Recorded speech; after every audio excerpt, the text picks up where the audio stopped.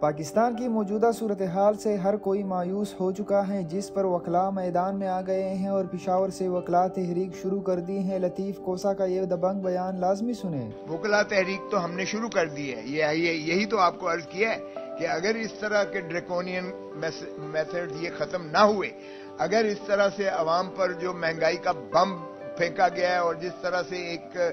Caves اور افراتفری کی سچویشن آئی ہے، شٹر ڈاؤن ہو رہا ہے، بلز جلائے جا رہے ہیں، پیٹرول کو بڑھایا جا رہا ہے، لوگوں کا جینا حرام کر دیا ہے، یہ بطور ہمارے وکلاء کے آئین پر عمل داری دیکھیں، اگر لیڈرلیس موب کی شکل میں اگر اس طرح لوگ نکلیں گے، they will launch every thing society. Political parties کا یہی فائدہ ہوتا ہے کہ وہ اپنے جو کارکن ورکر موومنٹ ہوتی ہے اس کو چینلائز اور ریگولیٹ کرتے ہیں، ایک مقصدیت دیتے ہیں، اس مقصدیت کے لیے انہیں ریلی کرتے ہیں اور ان کو ڈسپلن اور